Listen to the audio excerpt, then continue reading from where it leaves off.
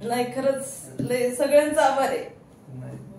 माझ्या पेशंटचं नाव नवनाथ त्र्यंबक पोळ. पहिल्यांदा त्यांना टायफॉइड झाला, नंतर चिकनगुन्या झाला, म्हणजे असं रोगांचे एक एक एक एक प्रकार होत गेले. आणि मग नंतर जास्त खोकला पण यायला लागला, छातीत दुखायला लागलं. आणि छातीत दुखायला लागल्यानंतर डॉक्टरांनी सांगितलं की एक्सरे करावं लागेल. मग नंतर आम्ही तो एक्सरे घेऊन डॉक्टरांकडे गेलो. डॉक्टरांनी सांगितलं की पूर्ण फुफ्फुस फुटलेला आहे, डॅमेज झालेले. मग नंतर मला एवढं वाईट वाटलं की माझ्या पायाची.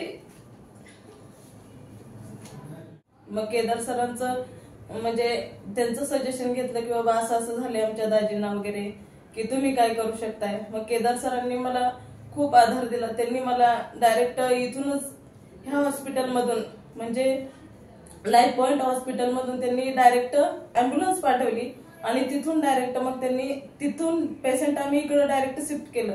डायरेक्ट 10:30-11 वाजता मी हॉस्पिटलमध्ये पोहोचलो. त्या ठिकाणी मला केदार सरांनी एवढे म्हणजे धीर दिला ना, अक्षरशः त्यांच्या जागी मला स्वामी समर्थ महाराजांची प्रतिमा दिसली. त्यांनी आल्याबरोबर लगेच सगळ्या डॉक्टरांचा सल्ला घेतला, लगेच उपचारासाठी सुरुवात केली.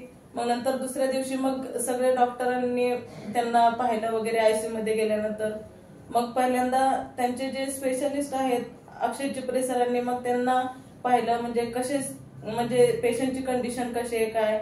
मग नंतर डॉक्टर जयपाल रेड्डी सर आले, नंतर भरत ओझा सर, नंतर डॉक्टर अडवाणी सर आले, नंतर केदार वळसणकर सर आणि नंतर अंजली प्रधान. एवढ्या सगळ्या डॉक्टरांनी माझ्या पेशंटला एकदम व्यवस्थित केलं आणि प्रॉपर ट्रीटमेंट दिली. त्यामुळे मी सगळ्यांचं धन्यवाद.